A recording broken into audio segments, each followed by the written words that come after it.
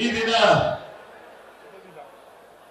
ನಮ್ಮ ಕೇಂದ್ರದ ಗೃಹ ಸಚಿವರಾದಂತ ಮತ್ತು ನಮ್ಮ ಕರ್ನಾಟಕ ರಾಜ್ಯದ 2 ಸಾರಿ ಮುಖ್ಯಮಂತ್ರಿಗಳಾಗಿ ನಮ್ಮ ಜಿಲ್ಲೆಯಲ್ಲಿ ಅವರು ಸಂಸತ್ಗೆ ಬಂದಾದಂತ ಸಂದರ್ಭದಲ್ಲಿ ಅತಿ ಹೆಚ್ಚು ಬಹುಮತದಿಂದ ನಮ್ಮ ಮಂಡ್ಯ ಜಿಲ್ಲೆಯಲ್ಲಿ 2,85,000 ಅಧಿಕ ಅದ್ಭುತ ಗೆಲುವನ್ನು ಗೆದ್ದು ನರೇಂದ್ರ ಮೋದಿ ಅವರ ಸಂಪುಟದಲ್ಲಿ ದೊಡ್ಡ ಒಂದು ಉತ್ತಮ ಸ್ಥಾನ ಸಚಿವ ಸ್ಥಾನವನ್ನ ಪಡೆದಿರುವಂತಹ ಕುಮಾರಣ್ಣ ಅವರಿಗೆ ನಾವು ಈ ದಿನ ಆತ್ಮಪೂರ್ವಕವಾಗಿ ವಂದನೆ ಅಭಿನಂದನೆ ಧನ್ಯವಾದಗಳನ್ನ ಸಂದರ್ಭದಲ್ಲಿ ಹೇಳಿಕ್ಕೆ ಬಯಸ್ತಾ ಇದ್ದೀನಿ. ಈ ದಿನ ನಮ್ಮ ಜಿಲ್ಲೆಯಲ್ಲಿ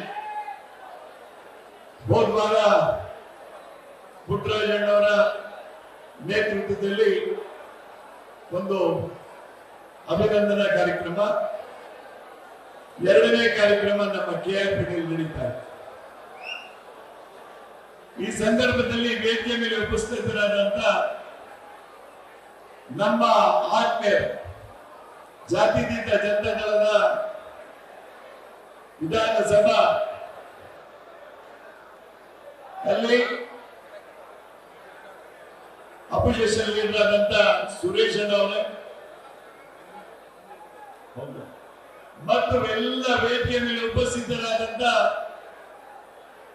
ನಮ್ಮ ಜಾತ್ಯತೀತ ಜನತಾದಳ ಮತ್ತು ಬಿಜೆಪಿ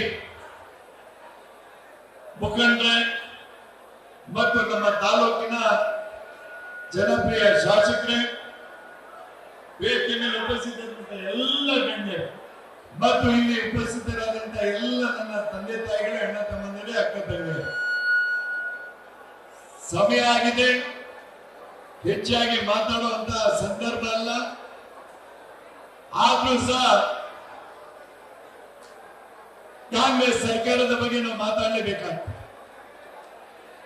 ಯಾಕೆ ಅಂತ ಹೇಳಿದ್ರೆ ಇತರ ಯೋಜನೆಗಳನ್ನ ನಮಗೆಲ್ಲರಿಗೂ ಜನಕ್ಕೆ ಸ್ವಪ್ನವನ್ನ ತೋರು, ಆ ಸ್ವಪ್ನವನ್ನ ಚೂರ್ ಮಾಡ್ತಾ ಇದ್ದಾರೆ ಅಂದ್ರೆ ಕಾಂಗ್ರೆಸ್ ಸರ್ಕಾರ ಅಂತ ಹೇಳಲಿಕ್ಕೆ ಬಯಸ್ತಾ ಇದ್ದಾರೆ.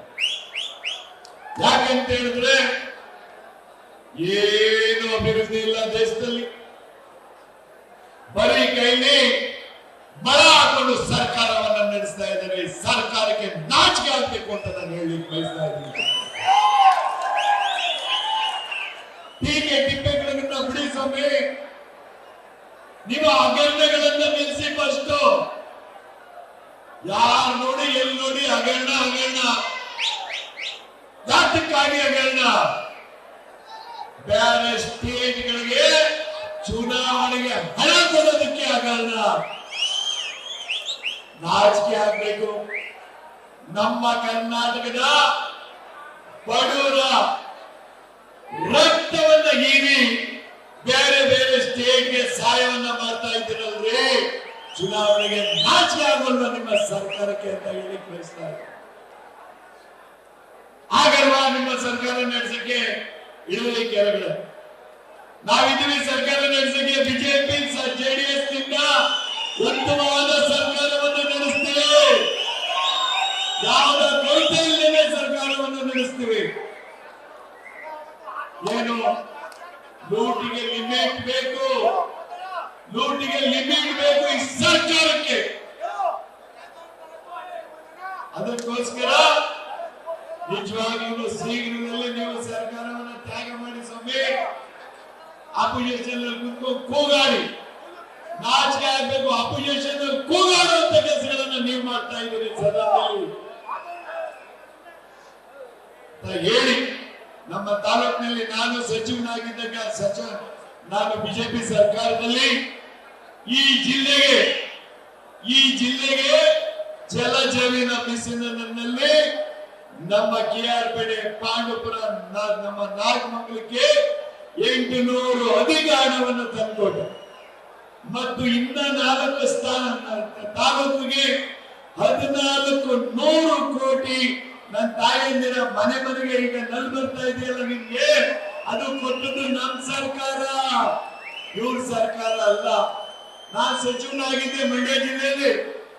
ಆವಾಗ 4 ತಾಲೂಕಿಗೆ 1,400 ಕೋಟಿ, ನಮ್ಮ 3 ತಾಲೂಕಿಗೆ 800 ಕೋಟಿ. ಅದಕ್ಕೆ ಆ ಕೆಲಸಗಳನ್ನ ನಾನು ಮಾಡಿರುವುದನ್ನ ನಿಮ್ಗೆಲ್ಲ ಗೊತ್ತಿರುವಂತದ್ದು. ತಾಯಿ ಮಗು ಹಾಸ್ಪಿಟಲ್ ಇರ್ಬೋದು, ಮತ್ತೆ ನಮ್ಮ ಸಂತೆ ಬಚಲಿ ಏಕತಾ ನೀರಾವರಿ ನಾಮಂಗಲ ಸೆಕೆಂಡ್, ಮತ್ತೆ ನಮ್ಮ ಬೂರ್ಗುನ್ಗೆರೆ ಮತ್ತೆ ಸೀಳ್ನೆರೆ ಏಕತಾ ನೀರಾವರಿ, ಇವೆಲ್ಲ ಅಭಿವೃದ್ಧಿ ಕಂಡು ಬರ್ತಾರೆ. ಈಗ ನಮ್ಮ ಮಂಜಣ್ಣವರು ಶಾಸಕರಾಗಿದ್ದಾರೆ.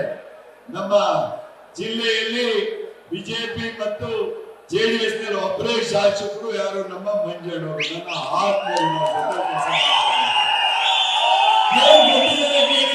ನನ್ನ ಸರ್ಕಾರ ಕುಮಾರಣ್ಣ ಮಾಡ್ತಾ ಇರುವಂತ ಕೆಲಸಕ್ಕೆ ಟೀಕೆಯನ್ನ ಶುರು ಮಾಡಿದ್ದಾರೆ. ಯಾಕೆಂದ್ರೆ ಬೈದ ವಾತಾವರಣ ಉಟ್ಕೊಂಡಿದೆ ಅವ್ರಿಗೆ. ಮಂಡ್ಯ ಜಿಲ್ಲೆಗೆ ಕುಮಾರಣ್ಣ ಮತ್ತೆ ಬಂದಿದ್ದಾರೆ. ಎಲ್ಲಿ ನಮ್ಮ ಸರ್ಕಾರಕ್ಕೆ ಮತ್ತೆ ಸರ್ಕಾರಕ್ಕಿಂತ ಜಾಸ್ತಿ ರಾಜಕಾರಣಿಗಳಿಗೆ ನಿದ್ದೆ ಕೆಟ್ಟಿದೆ ಅಂತ ಹೇಳಲಿಕ್ಕೆ ಬಯಸ್ತಾ ಇದ್ದೀನಿ. ಕುಮಾರಣ್ಣ ಬಂದು ಕರ್ನಾಟಕದಲ್ಲಿ ಹಗಲು ರಾತ್ರಿ ಓಡಾಡ್ತಾ ಇದ್ದಾರೆ. ಎಲ್ಲಿ ನಮ್ಮ ಬುಡವನ್ನ ಕಿತ್ತಿ ಒಗಿತಾರೆ ಅನ್ನೋ ಒಂದು ಬೈದ ವಾತಾವರಣ ಹುಟ್ಟಿದೆ. ನಿಮ್ಮೆಲ್ಲರಿಗೂ ನಮಸ್ಕಾರಗಳನ್ನ ಮಾಡ್ತಾ, ಈಗ ಕುಮಾರಣ್ಣ ಹೆಚ್ಚಿನ ರೀತಿ ಮಾತಾಡ್ತಾರೆ.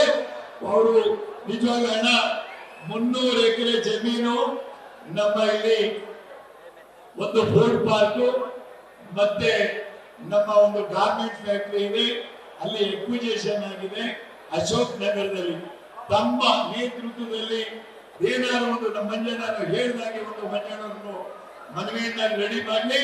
ಅದಕ್ಕೆ ನಾನು ಸಹ ದಿಲ್ಲಿಗೆ ಮಂಜಣ್ಣವ್ರ ಜೊತೆ ಮತ್ತೆ ಕುಮಾರಣ್ಣವರಿಗೆ ಭೇಟಿಯನ್ನ ಮಾಡಿ ಬೇರೆಯವರು ಹೋಗಿ ನಮ್ಮ ತಾಲೂಕಿನಲ್ಲಿ ಇನ್ನೊಂದು ಇಂಡಸ್ಟ್ರಿಯನ್ನು, ಯಾಕೆಂದ್ರೆ ಗಾರ್ಮೆಂಟ್ಸ್ ಇಂಡಸ್ಟ್ರಿಯನ್ನ ತಂದು 2,000 ರಿಂದ 3,000 ಜನ ಹೆಣ್ಮಕ್ಳುಗಳು ಕೆಲಸ ಮಾಡ್ತಾ ಇದ್ದಾರೆ. ಫುಡ್ ಪಾರ್ಕ್ ಮಾಡ್ತಾ ಇದ್ದಾರೆ.